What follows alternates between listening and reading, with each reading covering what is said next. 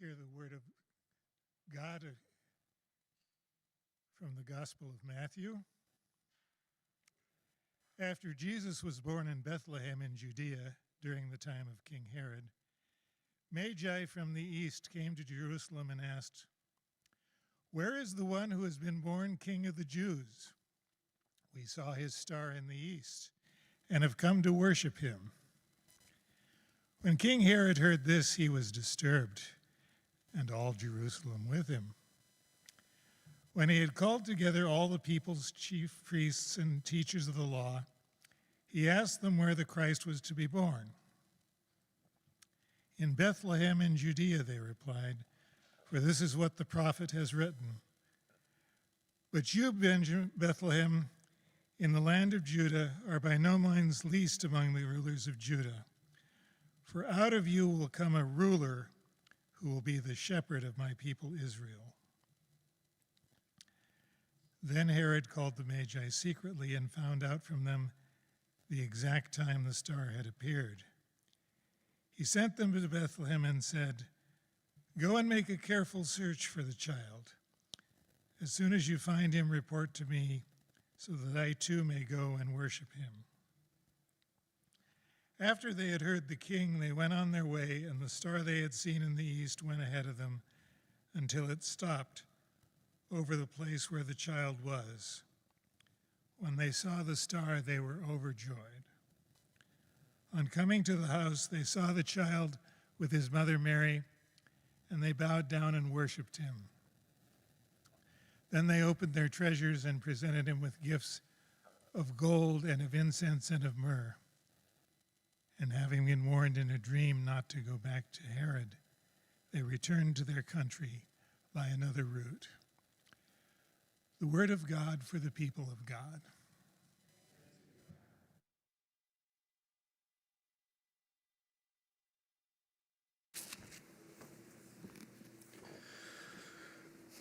Thanks, Tom.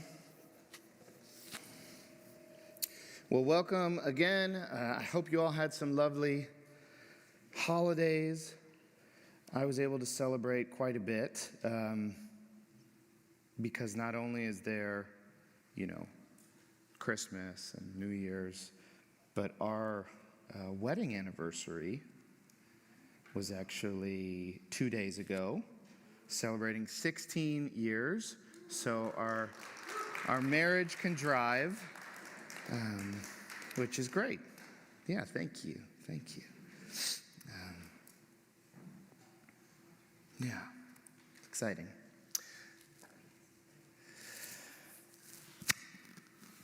My nativity set growing up had kind of all the classic things, had some animals, a donkey, a lamb, I think there might have been a camel, a cow, had Mary and Joseph, baby Jesus who laid on some hay. Had a couple shepherds who you knew they were shepherds because they had the shepherd staff thing. Had an angel. And then it had three royal and diverse men.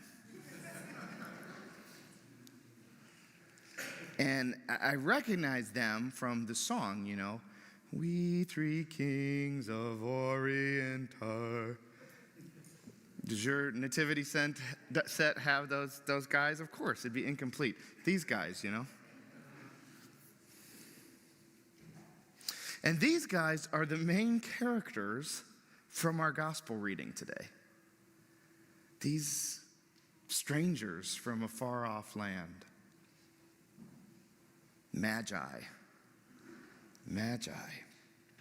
And I often wonder, what is a magi? I mean, many of the translations just say wise men, kind of makes it easier, or you can make jokes about, wise guys and stuff. But what's a magi? And I mean, I don't take joy in bursting holiday bubbles or ruining traditions, but they're definitely not kings. They're not kings. And there was probably more than three of them. The three kings tradition came about because there's three kinds of gifts that they offer right? But when is it ever that, well, one gift has to be from one person only? And then people thought, well, these are expensive gifts, so they must be foreign kings. But the Greek word is like magoi. I don't know how you say it. M-A-G-O-I is how they transliterate it. It's where we get the word magic. Magi, magic. In fact, in Acts 13, the same word is used and it's translated magician. Oftentimes in the Bible, it refers to people practicing some kind of divinization or sorcery or magic. But it also gets translated other times in other texts to talk about this group called the Magians, which were a Persian priestly caste. They were most likely practitioners of Zoroastrianism,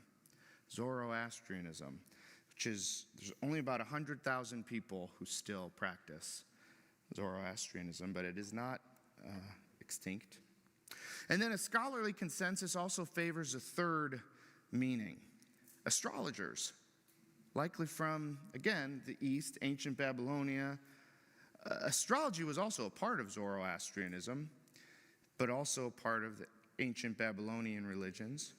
And Matthew does tell us they came to Jerusalem because they were looking at the stars, so it kind of stacks up. You know, there's some astrology going on here.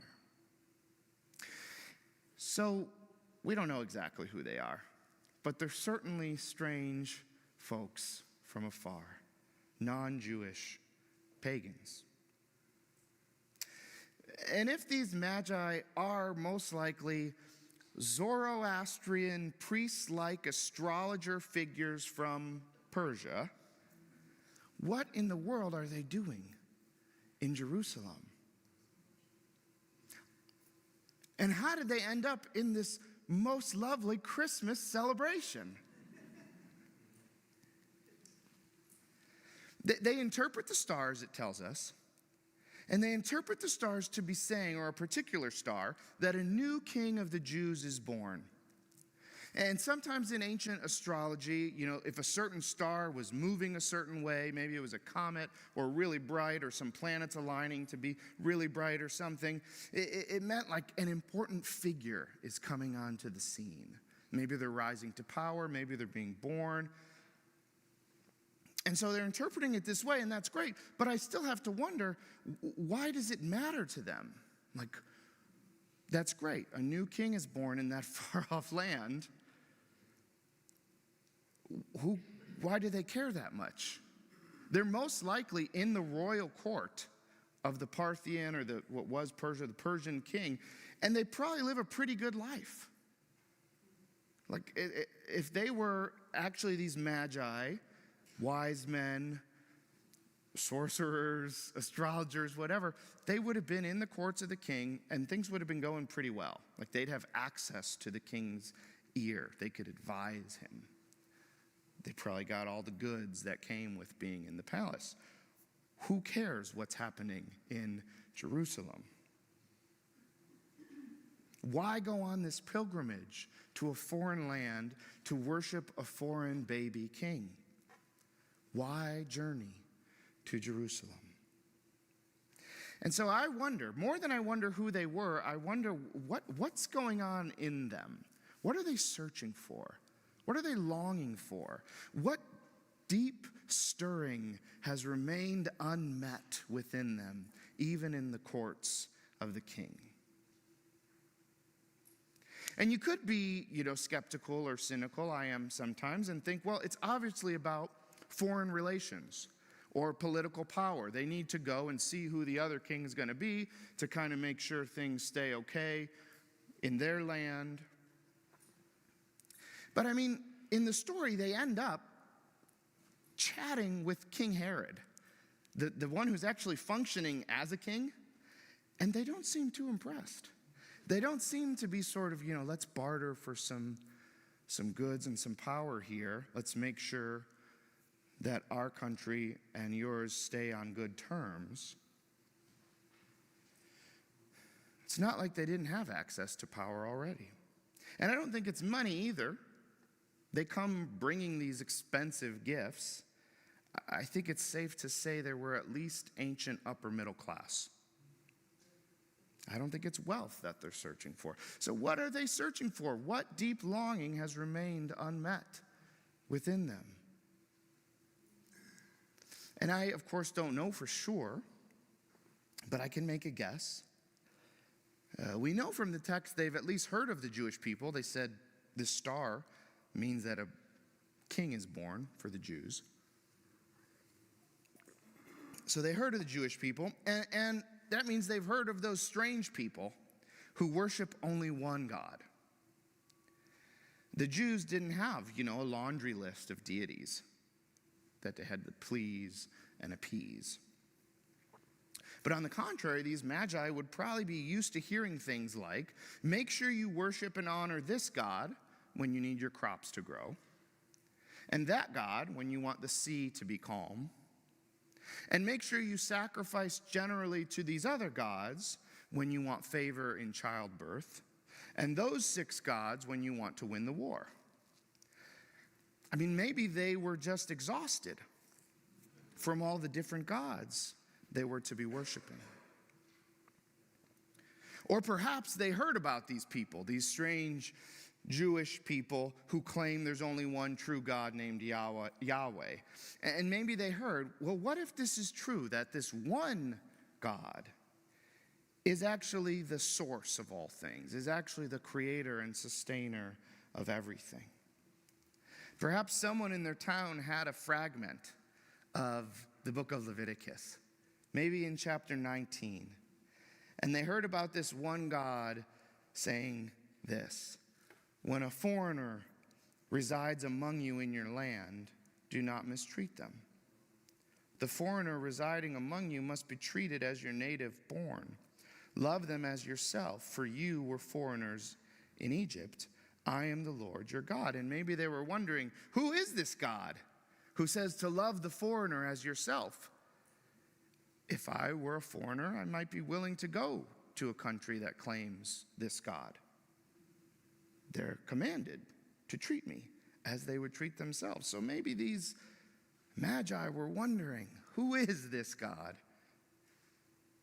Perhaps there was a longing in the magi to encounter, again, the true source of all things, the heart of the divine.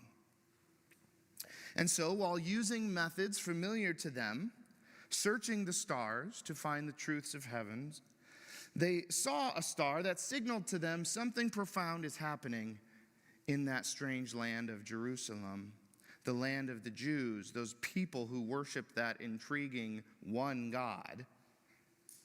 And maybe the star awoke in them their deepest longings to encounter and worship true divinity. And so they knew they must take this journey. They must take the trek.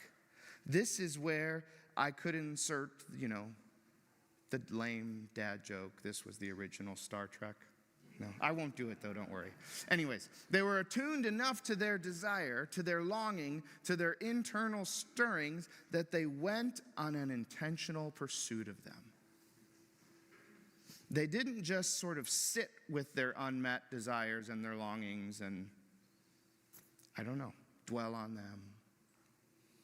They decided to get up and go, to journey into a new place that was unfamiliar. Ruth Haley Barton says this is kind of a desire that all of us who truly embark on the spiritual journey must come to. She says this, compelled by an inner desire for a deeper experience of God's presence, and guided by the appearance of some glimmer of spiritual possibility, the star, we, like the Magi, are brought to that choice point that is at the heart of all spiritual journeying. We must leave the familiar with all the trappings that keep us feeling confident, secure, in control, for places that are unknown and require humility. Right? When they get there, they have to ask, where is this king going to be born? require humility, letting go, and moving bravely in a new direction. The star seemed to say, there's a new king born. So they go to find this baby king. They go where they think the new king would be, where anyone would think a king would be, the capital city. They go to Jerusalem and they ask around. Who knows how many people they're asking? They say, where is this newborn king? We must meet him. And it must have got around enough, or maybe there was enough magi there that somehow it gets to the ears of the king, of King Herod, the acting sort of king of Judea at the time. And it disturbs him, it says. And then it says, and that disturbs all of Jerusalem. Right? So people say, happy wife, happy life, but happy king, happy life. When King Herod is disturbed, everybody's disturbed with him. And Herod says, hey, get me the best Bible scholars you got. And tell me where it says this coming king, this Messiah, is going to be born. And so they say, well, Bethlehem. And then Herod finds these magi, and like all good political leaders, he figures out a way to co-opt their desire. He's going to use their deep longing to encounter divinity as a way to find this baby, this infantile threat to his power, and execute it. Herod points the Magi in the right direction. He says, Bethlehem. But he says, you got to come back, though. You got to come back and tell me where the baby is. Because I have the same desires you have. I want to go and worship the baby too. Herod takes their deepest longings, their desire to express love and submission to God, to worship, and he finds a way to use it for his own power mongering. And it's a good thing we don't see anything like this anymore in our day and age, right?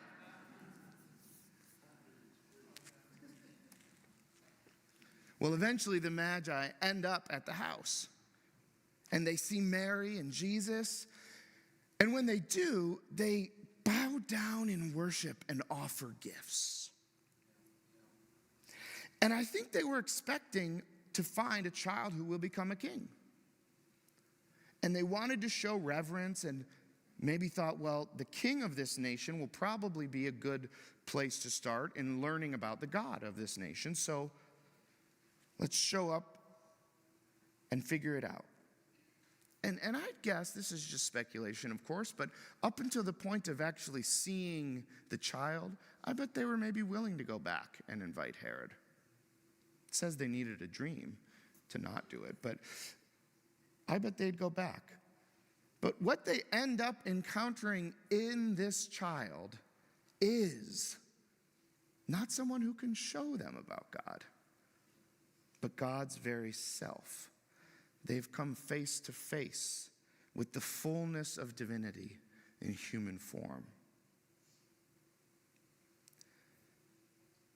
So in Matthew's gospel, after Mary and Joseph, the first people to truly see the Christ, to recognize God in human form, are foreign astrologers.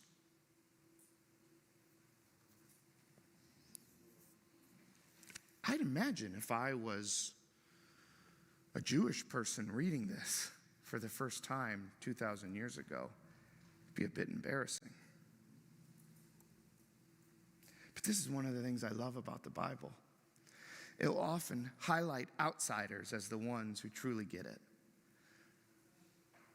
Matthew probably had in mind the story about Balaam in the Old Testament in Numbers. That's the guy whose donkey ends up talking to him. But he's, a pagan who offers a blessing to Israel.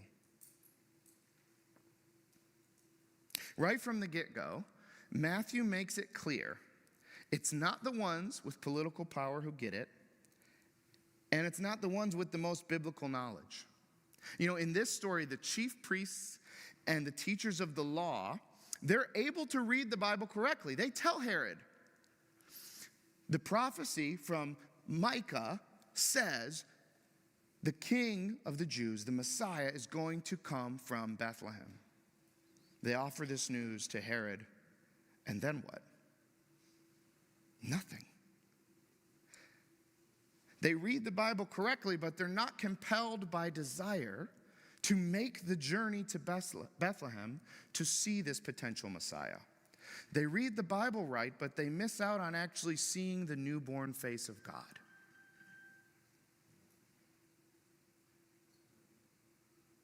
And I love the Bible. I'm in debt because I studied the Bible. But in this story, it's not the ones with political power or biblical prowess who truly see and recognize God. No, it's the ones who are most in tune with their desire.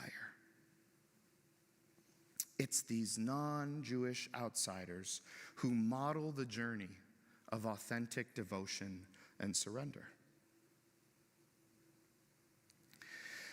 And at the beginning of the new year, on January 4th, I wonder if we can learn a thing or two from the Magi as we embark on a new year, a new journey.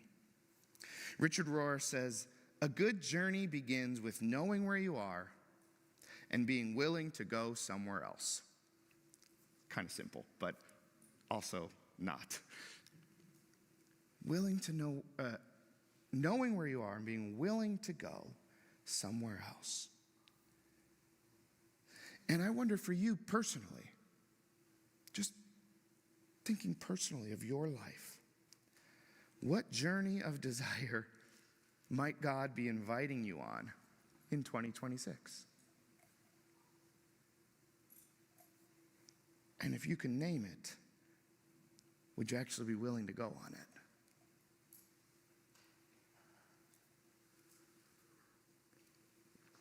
Most of us are pretty familiar with making resolutions at this time of year, right? Is that something you do? Have you made any yet?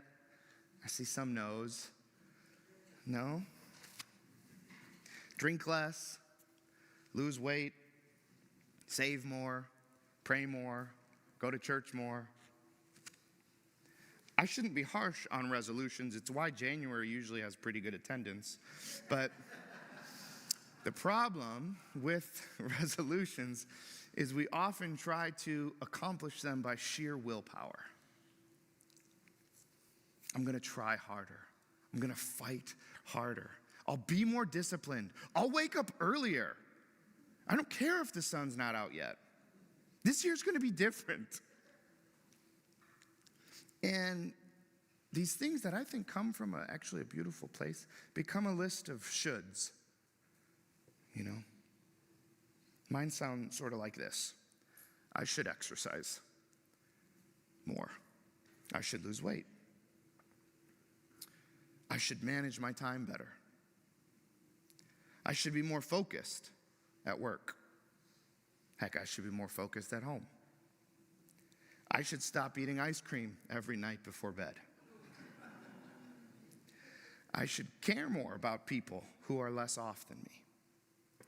I should save more money. I should save any money. Do you have a list of shoulds? Maybe they sneak in occasionally. I should. What's on it? What's on your list? The psychologist, Chuck DeGroat, he's at Western Seminary. He says this.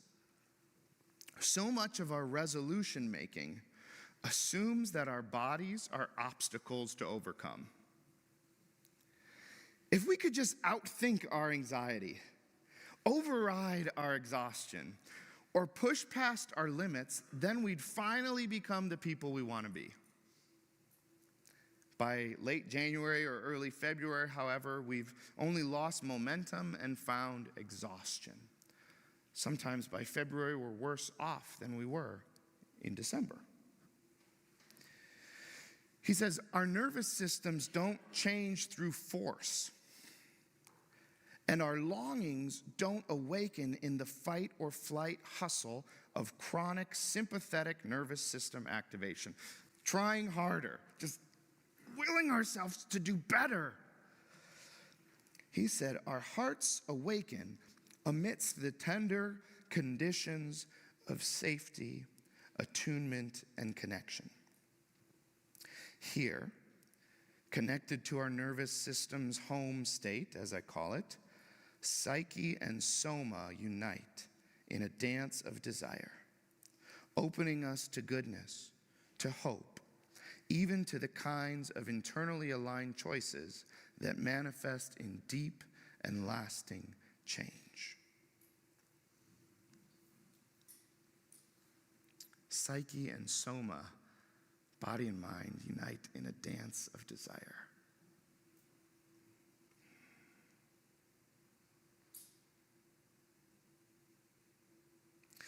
What he's getting at was that we don't make lasting change simply by trying harder.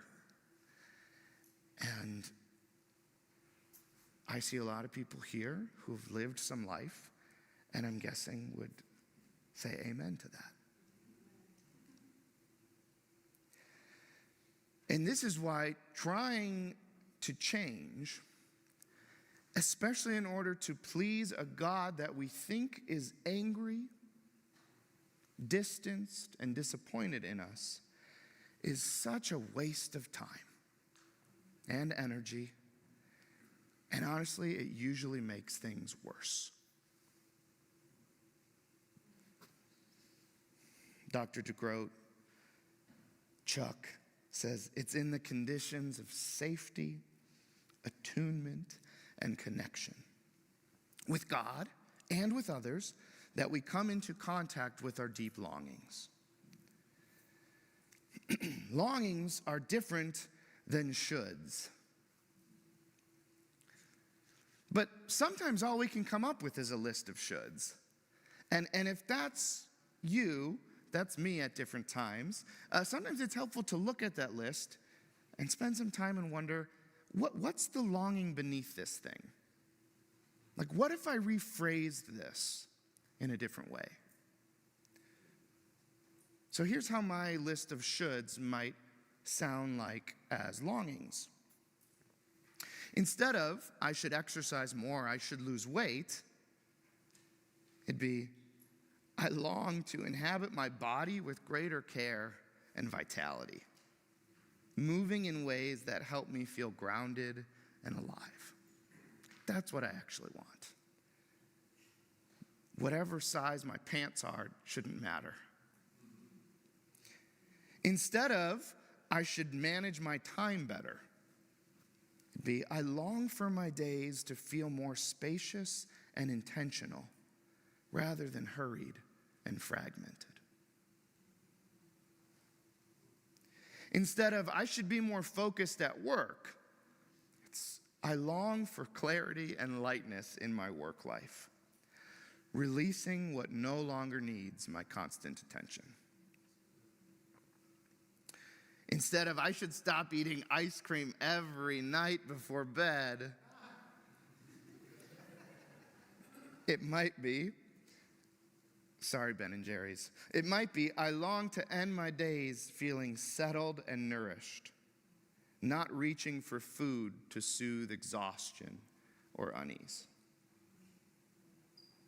Instead of, I should care more about people who are less off. I long to live with a steady commitment to justice and peace, expressed through faithful, concrete practices rather than abstract ideals. Instead of, I should save more money, it's, I long for a deeper sense of sufficiency and trust, so that money becomes a tool for freedom rather than a source of anxiety. I hope you hear this is more than just semantics. It's not just a different way to say the shoulds. articulating desire rather than guilt or obligation, it actually opens us to change that is sustainable and in alignment with our deeper longings. Maybe you can come up with some sort of list of longings. And I'm assuming, because you're here on Sunday morning instead of at brunch, that some sense of God or the divine would be within those. Maybe put it on your fridge or on your home screen on your phone or somewhere where you can see it. Not to feel guilt every time you see it, but to feel connected and in alignment with the deepest parts of yourself. De Groot says, perhaps the most faithful question in this season isn't what should I change, but rather, what is my heart quietly longing for? And so what I want to do with our next 10 minutes is actually allow you some time to reflect on these things. I think one of the worst things I could do as a pastor is tell you a lot of things to do and expect you to go find time to do them Monday, Tuesday, Wednesday, Thursday, Friday, and then come back and let me say everything I want to say for 30 to 45 minutes on Sunday again. This time is, of course, God's time and our time to be with God and one another. So have some reflection time so you can actually begin practicing this now. So the overarching question, what are you searching or longing for as we begin this new year? You can imagine the Magi if you want. Noticing their longing, noticing their desire, and being guided by this star, willing to go, willing to get up and go on the journey, even not knowing where it would end. You can imagine them. That's the kind of longing I'm getting at. So we're going to play some instrumental music, and I have 6 questions. They'll be on the screen in sections of 3. And you can just spend some time thinking about these first 3 questions, about 4 minutes or so, and then we'll switch to the next 3, and you can think about them. If you have a phone and you like taking notes on your phone, do that, but, got to be disciplined. Don't end up on Instagram. If you need something physical to write on, gosh, I wish I had it. There's papers in the, some sort of papers in the foyer that have other stuff on the other sides, but you could take those and write on them if you want. Whatever you need to do to make the use of this time, okay? Here are the first 3 questions. I'll read them. We'll play some music. These are from De Groot. Where do I notice a gentle inner yes? Like when I think of something I'm longing for, where do I feel that, yes, I want that? And where do I feel it in my body, not just my thoughts? These will stay on the screen. The next one, what does my heart most need right now? Like if I was actually in tune with my heart, do I need connection? Do I need rest? Do I need belonging? Do I need meaning in my life? Do I need some dignity? Am I just, yeah. And then the third question there, what relationships or practices give me life? And which quietly drain it? You can take pictures of these to spend time with later in the week, but take a few minutes now to reflect. I'll come back up to switch to the next 3 in a couple moments.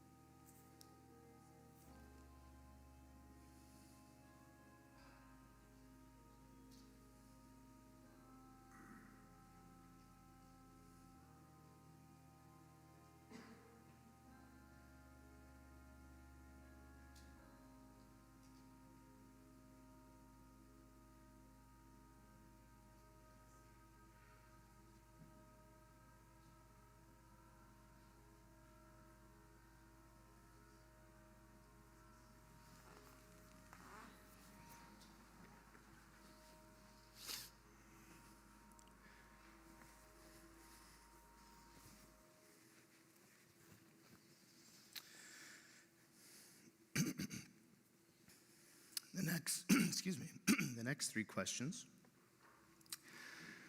Which choices reflect my truest self? And which are coping strategies in disguise? Right? What are choices you're making in your life that are just ways to cope and not really reflecting your truest self? What is one core thing I long for amidst the many things that demand my attention? What's a core thing? And what is one small, faithful step towards that longing, towards whatever longing you're noticing, that you could take today that actually honors your whole self, right? Your heart, your body, your mind? It doesn't sacrifice one for the other. So let's take a few more moments. We can play the same song or a different one, doesn't matter. And then I'll come back up to close.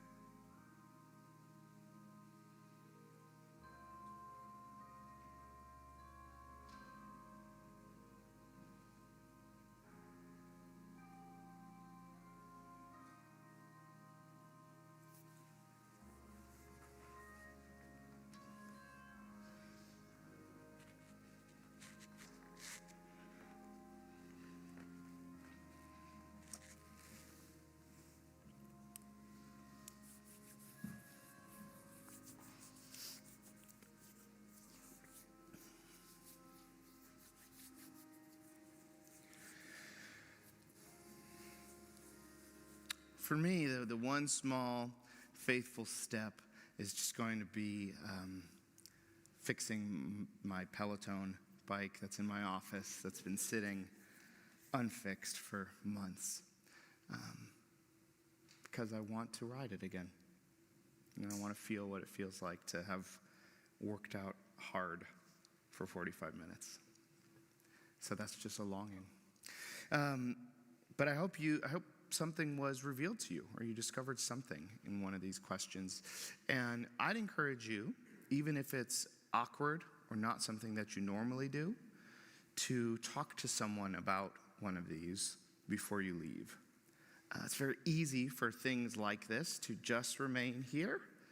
And when they're just here, that's the quickest way for them to disappear. That's why I said that silly Peloton thing out loud, because Tarikas is in our office, he'll see it. If Donovan listens to this later, he'll know to see it. Stu as well. So I just want to actually do it, so now someone else knows. You know, at the end of their journey, the Magi end up encountering God. They end up actually encountering the source and the sustenance of all our desires. All of our desires that are actually true, deep longings, right? Not surface level, I just want a new car type desires, but deep ones well up from within us, from the Holy Spirit within, the source of our desires. And yet, God is also the sustenance of them, the way in which they are met at their deepest level. And that's what the Magi encountered. And as we come to the table, we have a way to sort of say, you know what? I'm hungry. Maybe literally, maybe figuratively, metaphorically. And I know that it is only God who can meet that hunger. It is only God. And so we come to this table every week as a way to recognize our deepest desire, as that desire for God, and to be fed by God. To be fed God by God.